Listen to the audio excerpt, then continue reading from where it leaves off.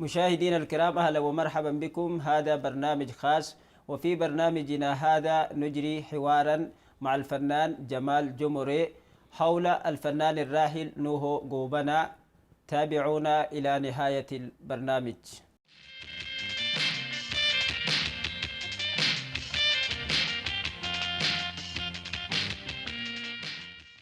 الفنان جمال جموري، أهلا ومرحبا بك. أهلا فيكم.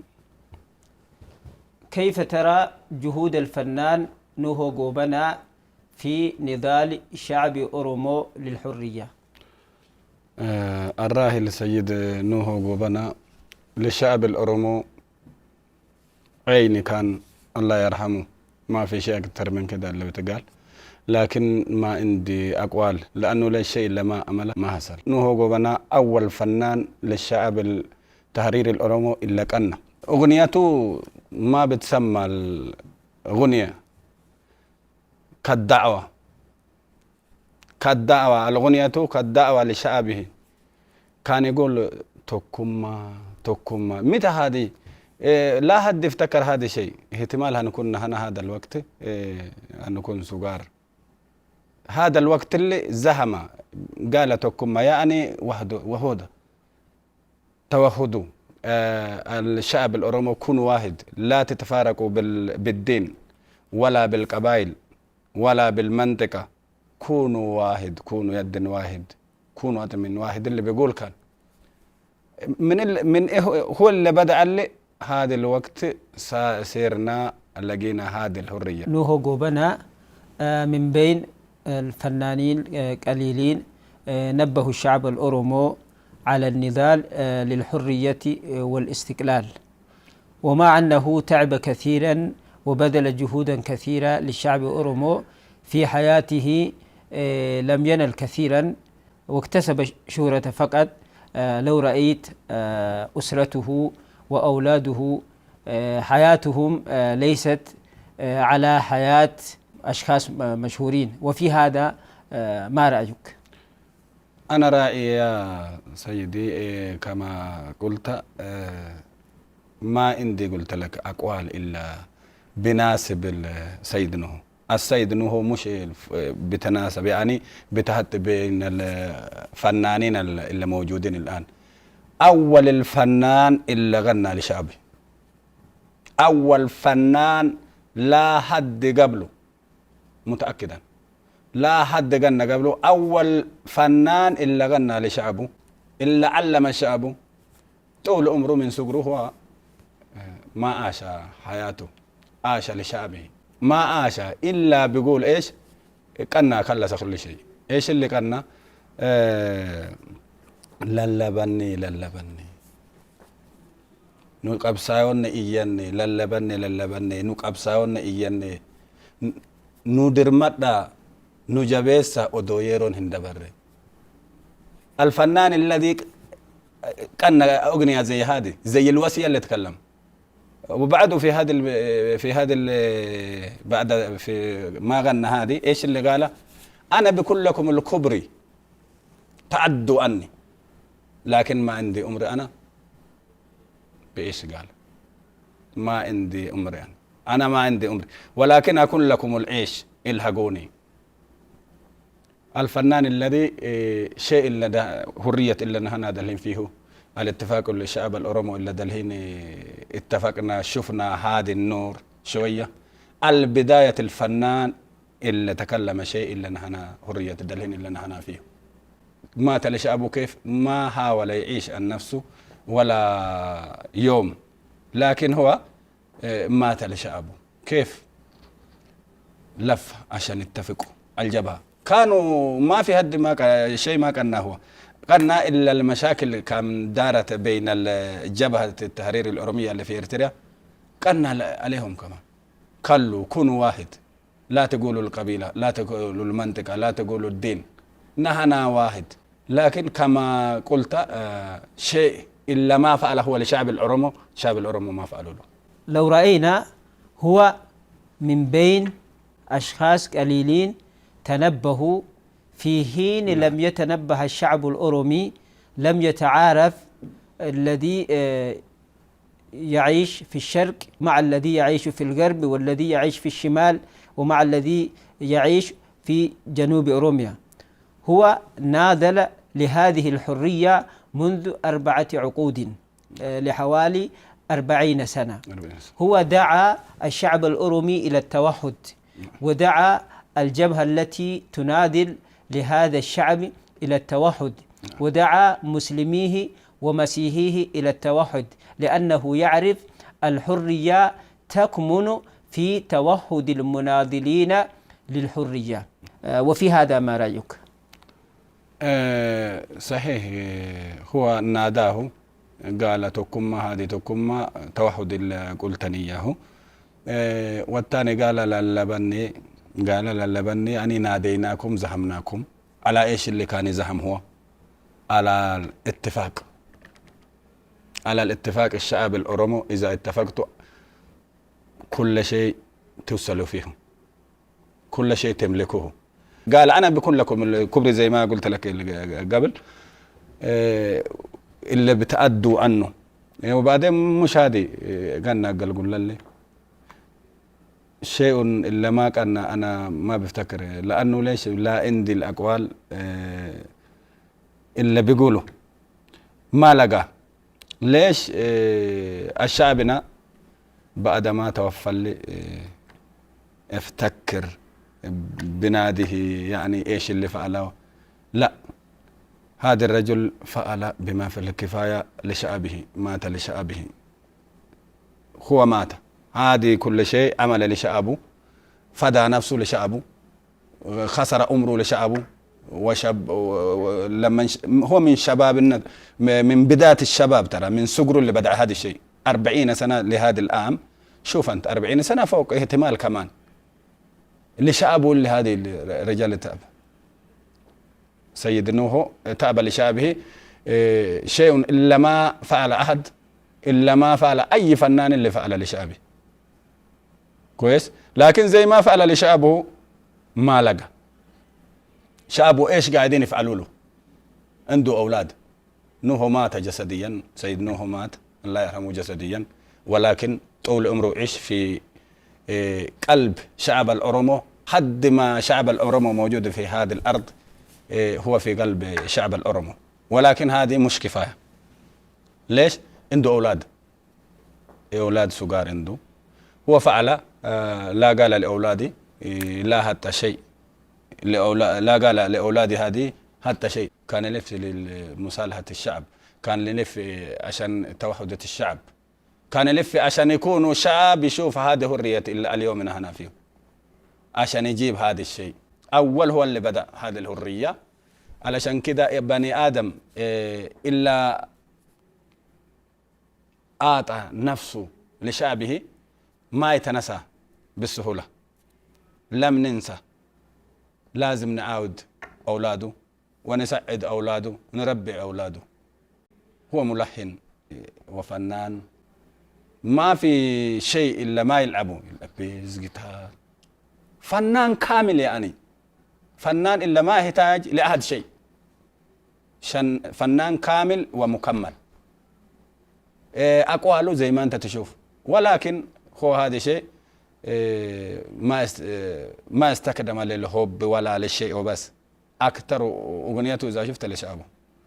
هذا البني آدم سيد نوح اللي توفى منا أبونا عالمنا اللي نحن اليوم نتحرك تعلمنا منه.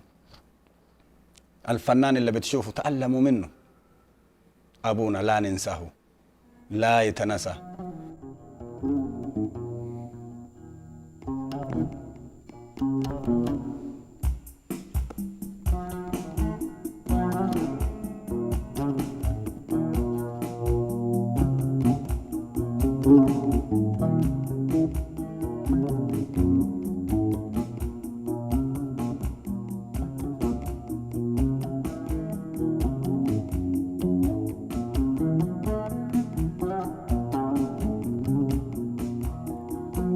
يا قلا ناجيرو وتينا ما ندمتا يا قلانا جيرو موتنا ما عندمتا.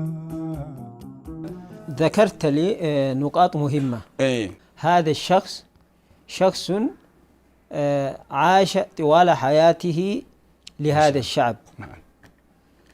لم يقم بأعماله الخاصة، جعل كل حياته لمصلحة شعبه. نعم. لهذا مع أنه مات اليوم جسديا أفكاره موجودة، أورثنا أفكاره وأغنيته، وكل هذا تحتوي على معلومات كثيرة على تاريخ شعب أورومو، على ما مرت به النضال، التعب للوصول إلى التغييرات والإصلاحات التي نراها اليوم.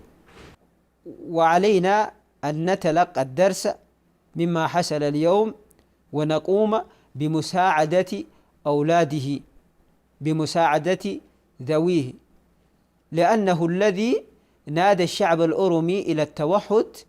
وفاته كانت سببا لتوحد الشعب الأورومي، كما رأينا معا يوم تشييع جنازته توحد كل الشعب الأورومي من كل أرجاء أوروميا، مسلموه ومسيحوه وغيرهم، وحتى المعتنقين للأديان الأخرى كلهم يتفقون على فكرته. وعلى هذا ما رأيك كيف يمكننا الشعب الأورومي أن يساعد ذويه وأبنائه؟ ايش تعرف انت، هذا الرجال عايش لشعب الأورومو، لما مات كان يكني للتوحد الأورومية لشعب الأورومو. وفي الآخر كمان في شيء اللي بيفرحه يوم وفاته كمان اتفاقه نجحت، اتفاقه نجحت، دعوته نجحت. إلا كان هو بيغني لما عاش كمان عاش لشعب الأورومو عشان يكون واحد، عشان يتكلم بكلمة واحد بأفكار واحد. هذا شيء شفته، شيء اللي فرحني شوية. شفته في المكان هذا، هو لا مسيحي ولا مسلم ولا أي دين فارقها، هو كان يكني الأساس شعب أورومو تكون واحد. كما قال الشيخ هذا اليوم كمان أدى الشيخ هذا الكلمة، نهنا من أدم واحد، من أدم واحد، من لحم واحد، من دم واحد، لا نتفارق بالدين. الدم إلا في جسدك ما تقدر هذا تغير. ثابت، هذا ثابت، مع أنك بإمكانك أن تغير لا الجنسية تقدر تغير أبدا، والبلد والمكان التي تعيش لا يمكنك أن تغير نسبك وأصلك. نعم، هذا هو ما تغير. هذا قال، هذا شفنا فين؟ في نفس يوم وفاته، يوم جنازته، شفنا وهو مات وشعبه صار واحد على وفاته. إلا تزاءل، إلا كان ما يبقى يتكلم بعد، إلا ما كان ولا يوم قرب شاف بعد.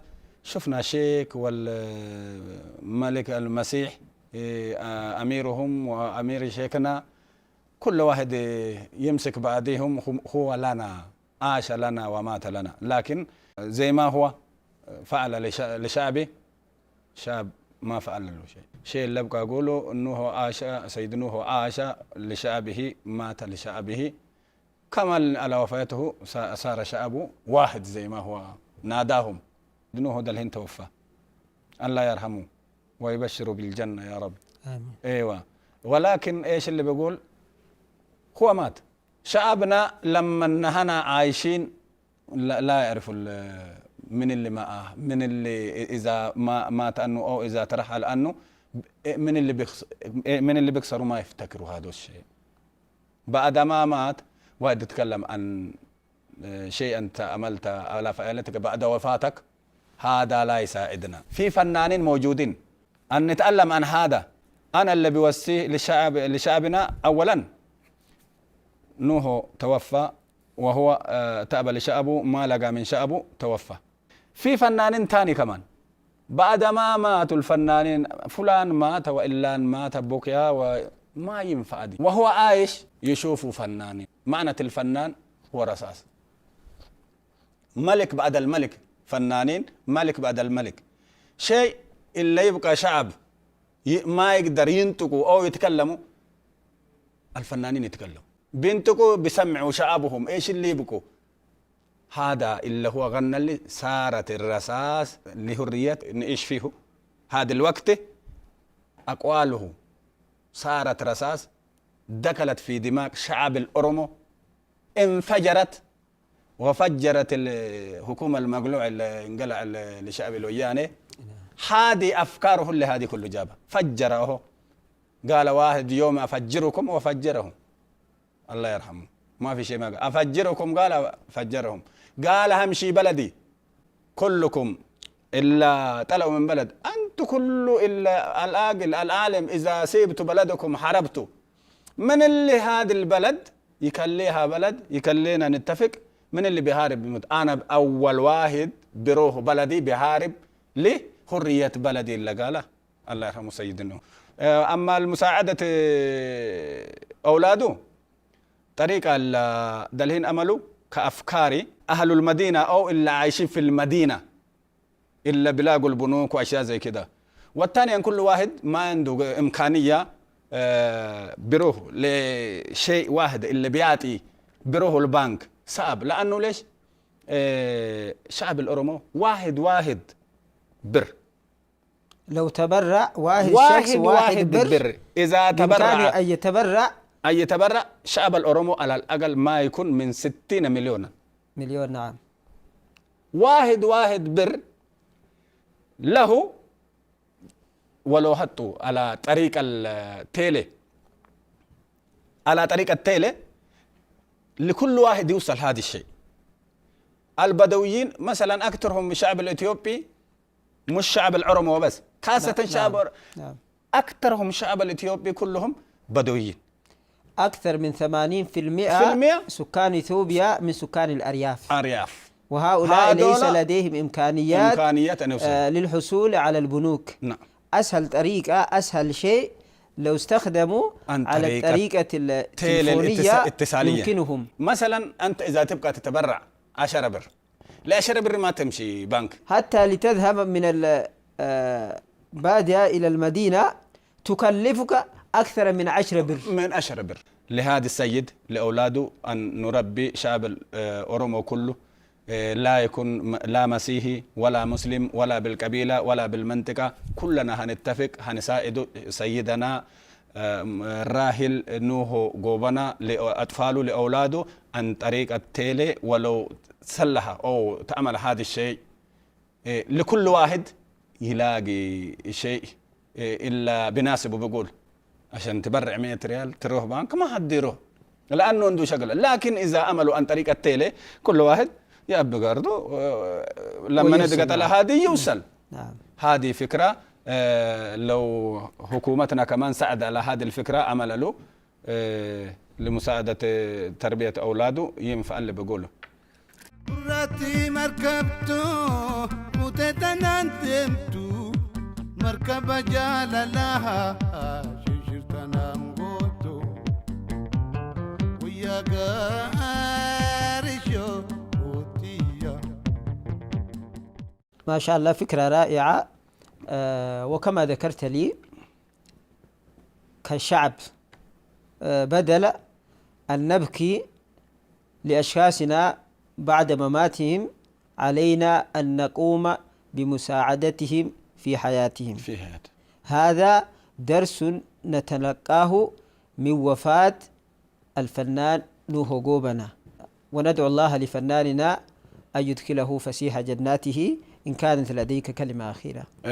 أنا كلمة أخيرة اللي بقوله لشعب الأورمو، أولا لا تنسوا الراحل سيدنا نوح، لا تنسوه، ساعدوه كما قلنا اللي موجود في المدينة اللي بيقدر بتروح بنك لك شيء بسيط اللي بتعبى به الخارد أو للشحاتين اللي بتعطي ولو رميت له ما تكسر بشيء. ساعدوا أولاده بنربي واحد. والثانيا عن طريق زي ما قلت لك عن التيلي. والثالثا بدل ما إذا اللي مات بنبكي أحسن إلا بيقول بعدين إلا شيء إلا بيقوله وأنا بكامل عقلي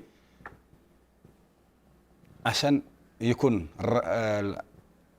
فنانون شعبنا يكون أي الفنان إلا طه هنرفعه الثاني لا يطيه هنمنعه إذا كده الفنانين يوصلوا المكان. مشاهدينا الكرام، وبهذا ننتهي برنامجنا ونشكر الفنان جمال جموري.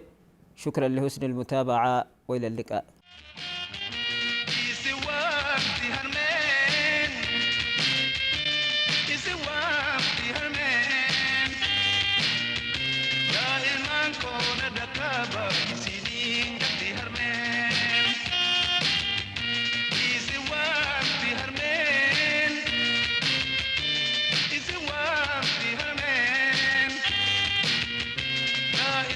Kona da kaba